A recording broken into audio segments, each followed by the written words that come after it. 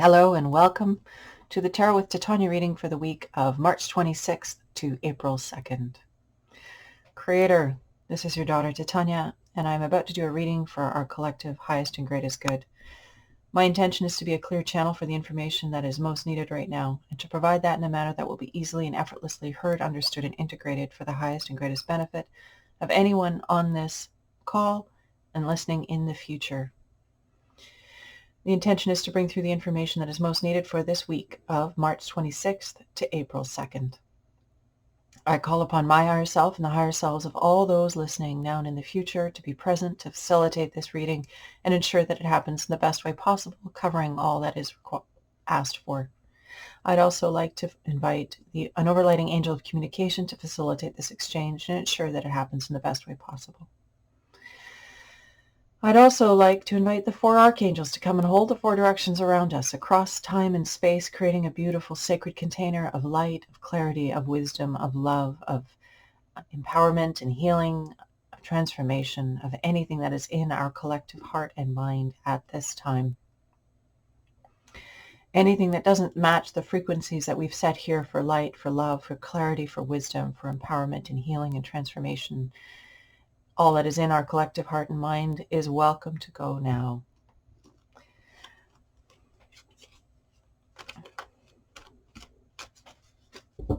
Spring is officially here in the Northern Hemisphere, according to the calendars.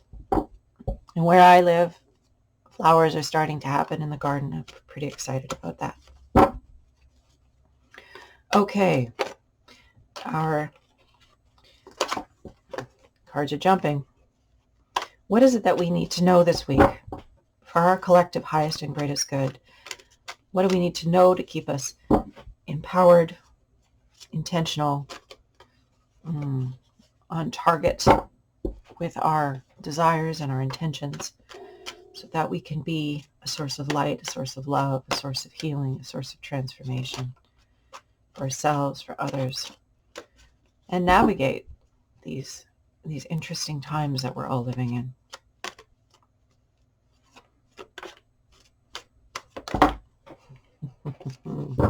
And the death card jumps out. Okay, we'll see if that one makes another appearance.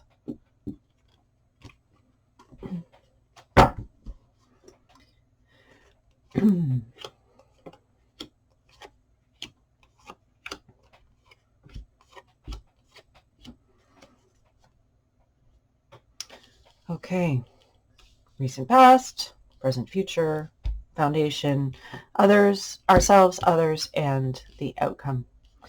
Recent past, influence is waning, the card of temperance.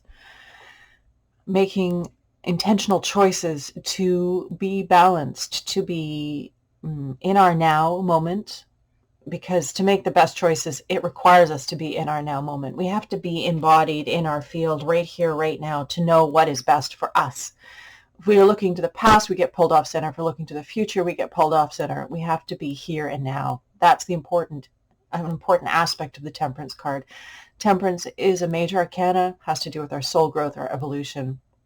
We've seen it before. We have the person here holding a vessel that the angel is pouring the life, the water of life into, and the person is saying, whoa.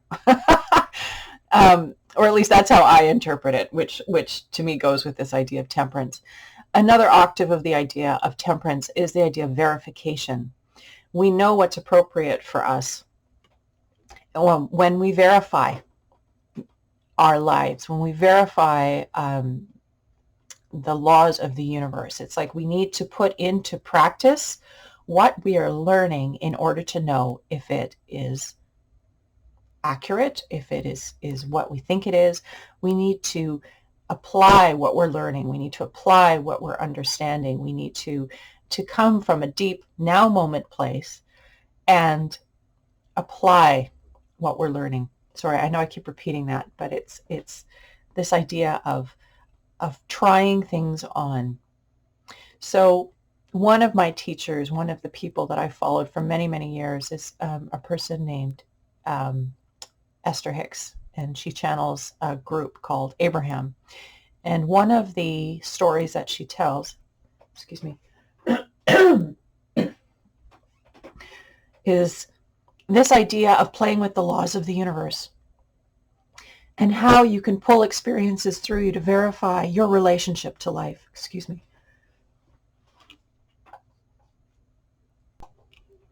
And so she talks about, she had a person in the chair that she was talking to, and she talked about feathers and blue glass, and she was talking about butterflies. And thinking about those objects with enthusiasm, curiosity, and then just sort of letting it go. And then she talks about how after that talk happened, she went out to have lunch with her husband and found a feather. And then there was a bush full of butterflies. And it was only until she got to a shop that she just had to go into, and there was the most incredible wall of vessels of blue glass, that she remembered what had happened in the session that she had channeled. And that is an example of playing with the laws of the universe and verifying what we're understanding about the law of attraction, what we're understanding about our participation in life and our co-creative acts with life. So she pulled into her field, as a process of that exercise with that person, this experience of feathers, of butterflies, of blue glass, because she thought of them with excitement, enthusiasm. She thought of them with curiosity. She had that sort of light, compelling energy about her, and then she just let it go and brought that into her field. So what this is saying in our reading today is, it's not a bad idea to give yourself an opportunity to build your confidence in your understanding of your relationship with life, understanding that you're here co-creating with life. And a little exercise like that is such a wonderful way to begin to have that experience of confidence in your role, what you do here, how you co-create with life. So maybe start with something simple, for example, like she did feathers. Or maybe do 3 things like she did. And even she wasn't really being conscious of it, but there these things showed up. So just having this intention, setting this intention, and then just getting curious about how is that going to show up in your field. It could be kind of a fun game to play with yourself and the universe.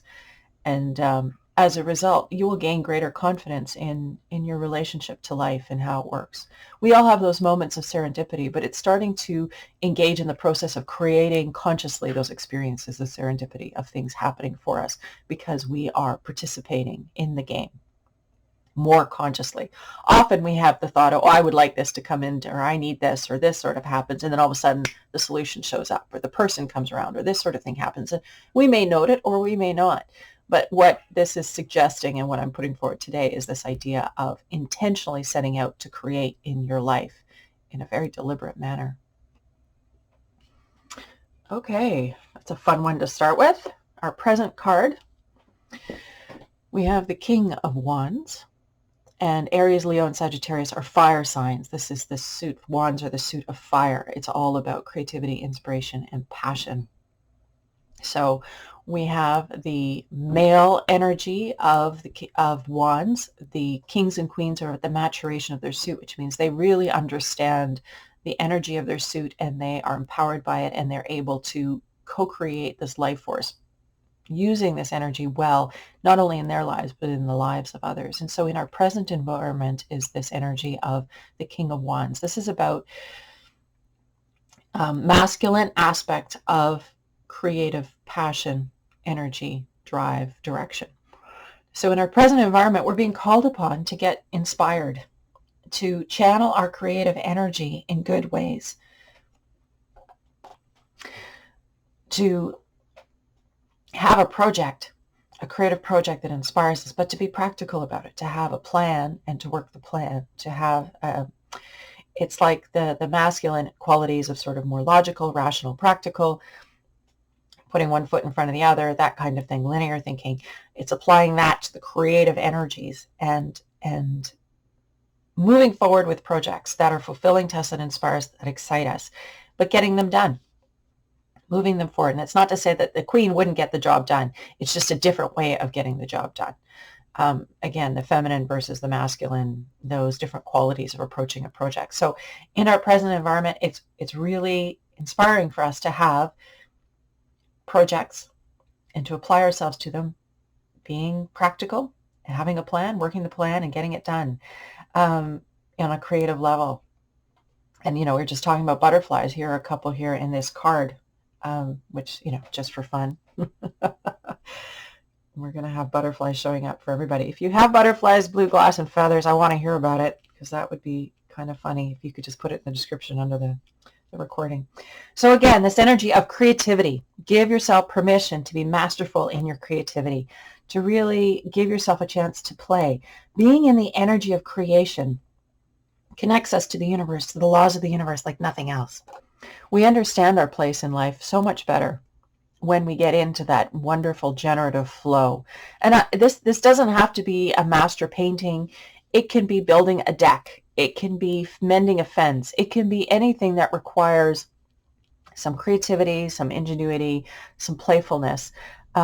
It can be something way more elaborate, of course, but understanding that the generative force of creation, when we bring our minds to a project, or we have a creative inspiration or an impulse, and we operate on that impulse, we're connecting to the same energy that creates worlds. We are divine energy. We pull divine energy through us, and we know it so powerfully when we get into that flow state, which happens when we create. So in our present environment, being reminded to consciously, intentionally cultivate that creative energy in our field. The near future, the 10 of Wands, oppression. So this is a heavy card, haha. So you see the guy is carrying a very heavy load. There's a lot of heavy stuff here. And what always comes up with this card is, are you carrying your load, or are you carrying other people's load? This has been thrown into the field of, because it's wands, it's creativity, inspiration, and passion. And nothing kills our creativity, inspiration, and passion like other people's opinions getting thrown into it, telling us it's not worth it, it's not going to turn out the way we want, we're not good enough, what is the point of that, there's no point in it, blah, blah, blah. That kind of nonsense is what the energy of the card of oppression is about. And so we need to start discerning what's ours, what's not ours, and really setting what's not ours apart and letting it go, because it really doesn't serve us in our generative creative capacity. And so collectively, what is this speaking about? Well, we're having a lot of other people's opinions thrown in our space these days. And I think that's it's important to become aware of that and to start to discern what is ours. What parts are we wanting to hold, and what parts are we wanting to let go of? And you know it's not yours because it feels heavy. It feels uncomfortable. It feels unpleasant. It feels like judgment. It feels like it sucks your life rather than giving you life. That's really an important discernment, is understanding when your life energy feels like it's being drained away. Well, it kind of is. And it's usually, and it's because you're not lining up with you and your energy and what's true for you and what's important for you. So in the next week, just be mindful of this piece. Where in your life are you holding information, energy, judgments, perceptions that aren't serving you and that aren't even yours? And that important distinction of verification helps us to understand what's ours and what isn't. And this is really important work, this unpacking our journey versus what are we taking on of other people's journeys. It's very, very important, because our work here is not to live other people's lives. Our work here is to live our own life, to have our own unique expressed journey, to be able to convey to the world our gifts, our abilities. Surely we're influenced by others and we're inspired by others, etc. But as soon as you start to feel this weighty heaviness, just pay attention and recognize that you're not living your life. You're living something that has a lot of other people's energy in it. And it may take time, and it may take energy, and it may even take help to unpack. But it's worth it, because underneath it all, you'll be free of that burden and able to live your life fully and beautifully. So that's sitting in the near future.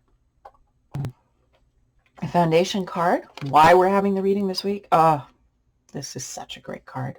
One of my favorites. I have a lot of favorites. You know that. The sun. Okay, so this is great for so many reasons. We just had the equinox, the spring equinox in the northern hemisphere. It's the return of the sun. The sun is the source of all light, all energy. It is the source of our life in our galaxy. That radiant energy is good for us. It nourishes us, it refines us, it purifies us, it enhances us, it makes us more than we were. This idea of becoming more than we were is as a result, the evolution of humanity. That kind of energy comes from the sun. We become more. And there's a play on sun and sun in the Christian tradition, this idea of the Son of God, that sort of idea. But this idea, and in ancient Egypt, they worshiped the sun. This idea that the sun is incredibly important to our lives, to who we are and to who we become. So this is the foundation card of the reading. We have more light returning to the planet because there is more sunlight hitting the planet as a return of the light around the earth happens at this time of year. There is more life happening. It's that wonderful burgeoning life that happens in spring. That new life, the new growth, fresh life. That's all contained in this card. We have robins that mate for life, that idea of partnership, that idea of the blessings of life, the blessing of well-being, the blessing of this goodness coming to the planet and taking care of us and supporting us. And so what I love about this card is it's reminding us to choose life. It's reminding us to choose the light. It's reminding us to come back to what is life-giving, and to look at our life through that lens. What is truly life-giving to us?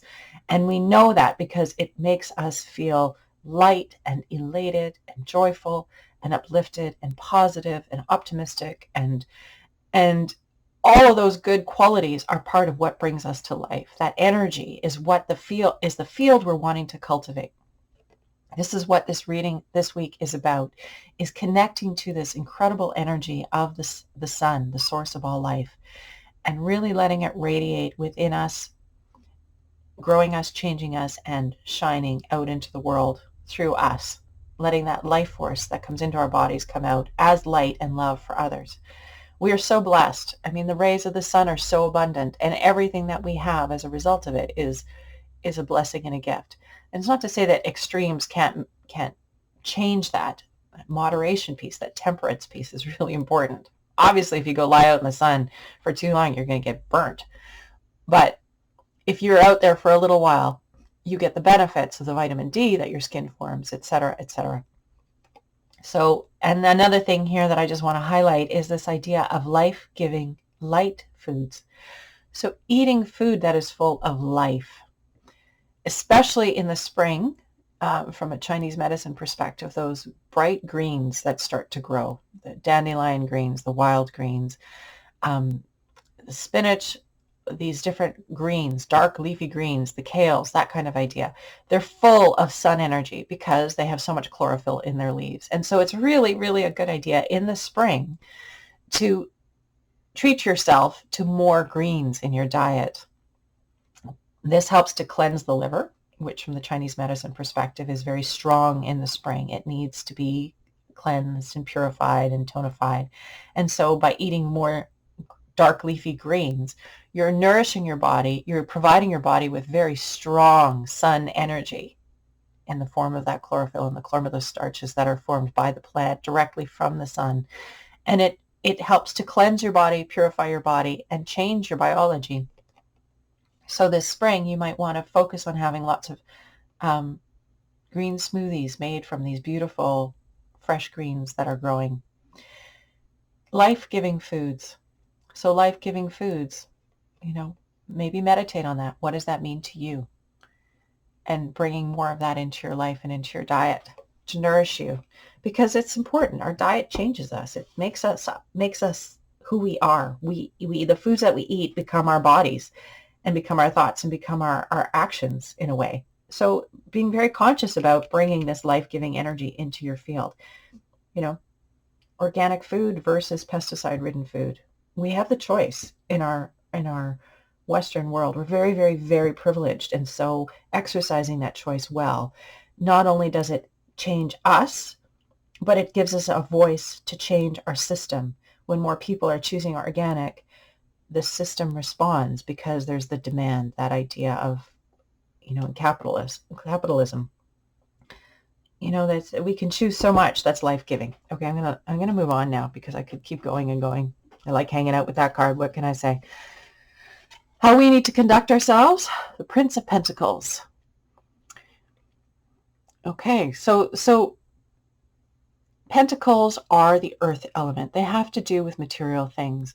So this is telling us to be prepared for changes on the material level.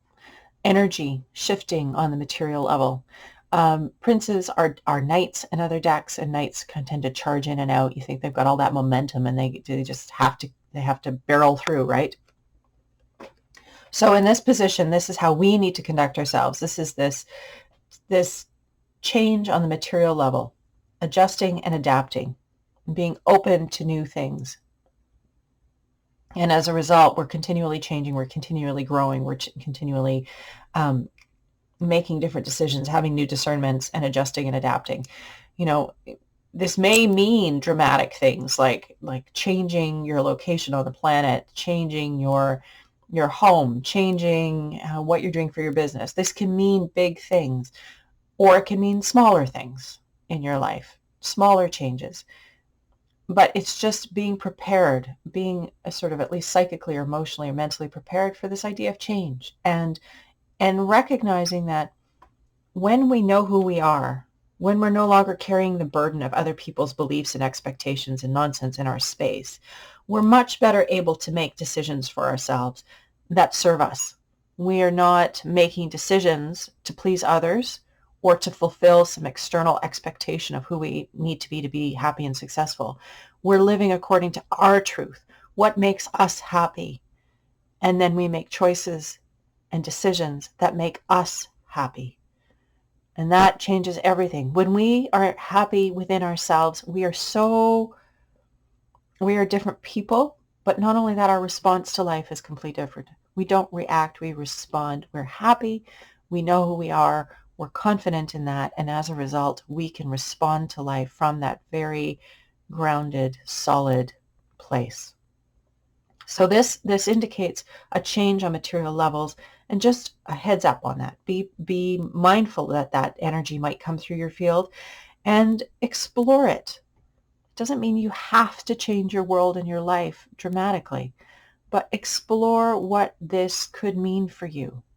And how could it mean more life to you? How could it mean what's best for you?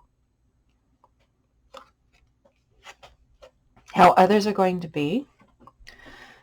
Seclusion, the Four of Swords. So this is very, so swords are air. They're the card of ideas and action. And we have a Buddha sitting very still, contemplative, reflective, considering. This kind of work that we're talking about takes this kind of space. It takes, let's face it, what we've collectively been through in the past year has given us lots of space to get clear about what's important to us. But we're still carrying things that aren't ours. And we're still judging ourselves based on external expectations, etc. That's still a process that's ongoing. We're still unpacking that. That's part of our evolutionary step as humanity at this time, is we're becoming more, but we have to get rid of the garbage in order to do that. We have to get rid of what's not ours, because that's heavy. It doesn't make life fun. You wind up living your life for somebody else. And this is your life. You're here to live it for you. Very important to unpack that piece. In the position of others, people are sort of pulling their energy back and being less reactive. Less, it's almost like they're disengaging from this reactivity that it's so triggering, right? But this idea of pulling back from the influence of the swords and just being still and peaceful and grounded and looking for what is true for you, coming to the inner peace within. So this is sitting in the position of others. And of course, because we're others in other people's lives, this idea of being a clearing for peace, for well-being, for meditation, for grounding, so that even though there is possibly some change as a result of going through and unpacking your life and taking off the shoulds and the oughts that have come from others, that will mean change. It may mean dramatic change. It may mean that you're finally free to go after the things you want to do. And maybe that means moving across the planet. I don't know. I don't know how this is going to show up for you. But I do know that this idea of being at peace, taking time to ground and give yourself the space to just be reflective is going to be very important. Not only for yourself, but so that you can be a clearing in the field of others for that peace, for that well-being, for that groundedness. Because we all help each other. We're all here together. There's how we're experiencing our experience, and then how we are being in the world and how that influences others. And when we are peaceful and grounded, of course, we are clearing for the well-being of others too. They benefit from it. I mean, when you're upset, who do you want to call? Who do you want to be with? Well, okay, sometimes we want to call the dramatic friend and who'll get upset with us and we can get all dramatic together. That's one possibility. But often it's the person, if we want to move through it smoothly and efficiently, we're going to call the person who will ground us, who will remind us to laugh, who will give us a fresh perspective, who will help us to be more resilient in the face of our challenge so that we're not stuck there, that we're moving forward. And often it's the people who are doing their work, who are already grounded, who are already peaceful, that we want to call on to help us move through things more efficiently. And what a gift it can be if we can do that for others too. Oh, there it is. Gotta love it. Okay, so that was our trickster card falling out of the deck as we shuffled. The death card. Death is major transformation. Major endings and new beginnings. You see down here we have cocoons. So you know that those cocoons are going to be butterflies. That reference to butterflies once again. So the outcome this week, what we're moving towards this week, is a dying to the old, a dying to that which no longer serves us, letting that die out of our lives and moving forward. You see that the skeleton is happy. He looks like he's going to break into a jig. This idea of new life. I mean, when you unpack and you release yourself from this, it's new life. You're dying to that. And you're stepping into a new life full of possibility, of creating the life that you want. Stepping away, as I said, from the shoulds and the have tos and the musts. And really looking at that, really looking at who are you? What brings you to joy? What brings you to life? And it may be that that's been so buried for so long under all of those shoulds and musts and have tos that it's going to take a little while to unpack. And we need to be kind to ourselves as we do this process. But ultimately, the outcome is very, very rewarding. Death is a major arcana. It is about major transformation. It is about that idea of new life. And that's how we have to look at it. I mean, even the ultimate end that we experience here on the planet when we end our experience in this physical body and we move to something else, that is a new life in itself. It's a new beginning. I believe that the isness that is us continues. The end of this human experience is complete. And we take that forward, the good of it, and we move on to the next piece, whatever that may be. I'm not an expert. I just have my sense about it. But we're moving this week towards this idea of this energy of radical transformation. And because this is a collective reading, this is going on in a lot of us in our field collectively. We're getting clear about this oppression that's being created outside of us. And we're learning to take our power back around that. We're learning to focus on what is life-giving. What gives us life? What brings us to life? What is important?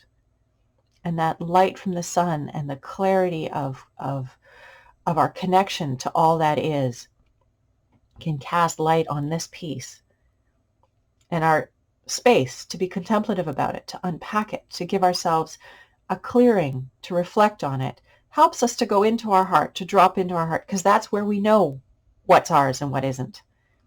I mean, so often in our culture, we're very, very focused on the mind, and we neglect the heart. We even dismiss it and diminish its importance. It's very important for us to have connection to the heart, because that's where our truth sits, where our knowingness sits. We know when something is on or off. We just know it.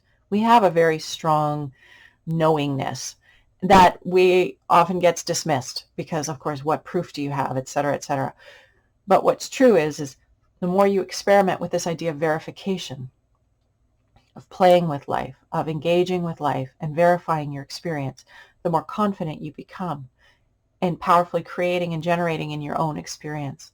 And then you're less tolerant of this. You become aware of what other people are trying to throw into your field, and you just won't have any of it because you know that that's not what you're here to experience as a human being on the planet at this time.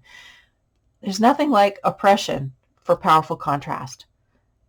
Strong contrast is always a gift to help you to distinguish what it is that you want.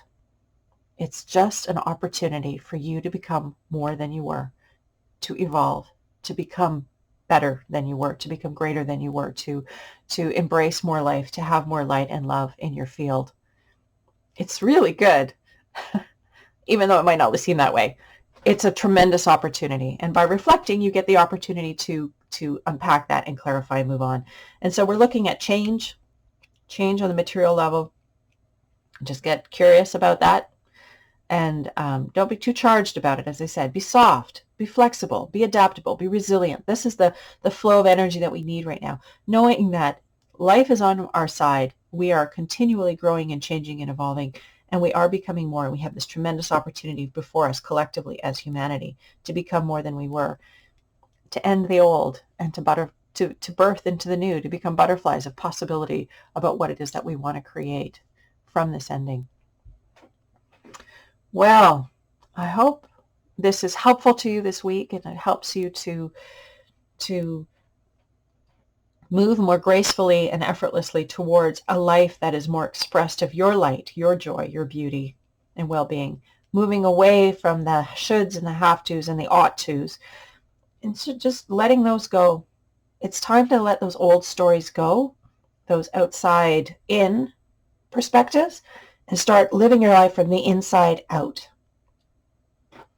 And of course, don't be afraid of the death card. As I said, death means massive transformation. It doesn't necessarily mean the end of physical life. It can mean that, but in this instance, I think what we're going to see is an end. You know, we've been talking a long time about the flailings of the dinosaur, the old systems, the old ways of being. Maybe this is just an indicator that those things are finally going to start to fall apart, which is going to mean a lot of change. And we have to be prepared for that. And there are wonderful people on the planet who have so many of the solutions that we're already seeking, who are living it, who know it, who can practice it, who can be way showers for the rest of us. It's all good. As a friend of mine likes to say, it's all God and it's all good. And ultimately we are getting there. Okay, I'm going to fold these up. We're going to move to the card to grow on this week. So if we're just going to summarize this energy, what do we need to know? How can we move forward most effortlessly, gracefully, resiliently, happily, comfortably, transformatively? You know, what do we need?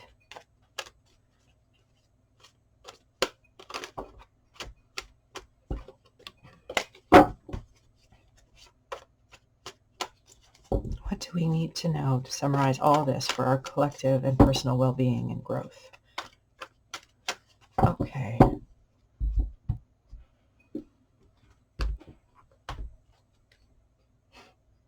It's really funny. That was the one that fell out of the deck just a second ago. The deck is speaking. Okay, so we have the King of Swords is our card to grow on this week. So Swords is the air sign. We have Gemini, Libra, Aquarius. Those are the astrological signs that go with the suit of air, just to explain it. We have another masculine energy card here. We have another king. We had the King of fire, and now we have the King of Air in our sign, in our card that to grow on this week. So this card is about being really practical. This isn't about getting emotional. This is about staying level-headed, looking out into the world, and using the sword to cut away the nonsense and the garbage and to stay on target. So the King of Swords is no nonsense, but he's very good at perceiving clearly and well and at cutting away the nonsense and the garbage.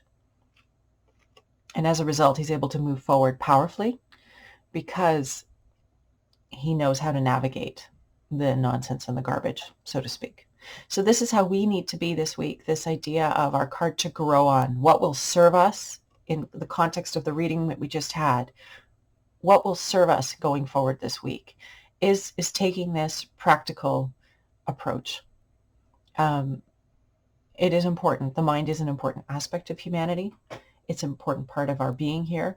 But in light of everything that we've looked at, navigating whatever changes and whatever upheavals and endings and even clearly seeing what nonsense we're carrying that isn't even ours. This is this idea of clear seeing and of taking proper, clean action as a result of it, and being very deliberate and intentional about that action, because it's a king, it's a masculine energy. It's very much about that even conceiving a plan and following the plan, but this very deliberate, intentional application of energy until the process is complete.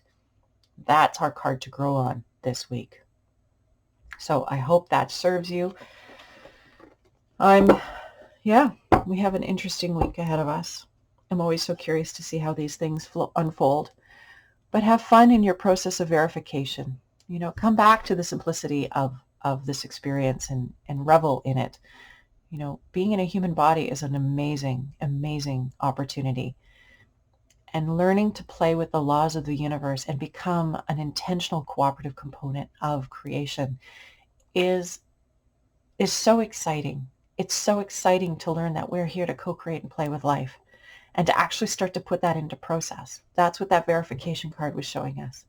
It's time to start bringing that into our life, to have more of that in our field, to become more confident about our role and our co-creative dance with this experience of life. Creator, this is your daughter, Titania. Thank you for this opportunity to do this work, to do this reading again this week. I thank you for being here with me. I thank you for all those who have held this space on this level and others. I'm so grateful for the transformation that we find ourselves in, for the collective growth that we find ourselves in. And I send prayers of love and reassurance, peace, well-being to everyone listening and to everyone whose life they touch. Wherever you are on this planet at this time, much love and light. Look to cultivate more light and life in your experience. Think about that sun card. And as you step out into the spring light on the northern hemisphere and even in the southern hemisphere, as you spend time in the sunshine, remember that this is the source of all light. And even symbolically, you can have it burn away that which no longer serves you and help you to see clearly so that you can take proper action in your own experience from a place of enthusiasm, excitement, love for what is, rather than being weighed down by the perceptions and the expectations of a collective consciousness that doesn't necessarily serve you or your greater good. May we all have the wisdom and the discernment to see through the stories of oppression so that we can be like butterflies born again and live this life fully and well and joyfully. The reading is at an end. Much love and light to each and every one of you. I will see you next week. Take care.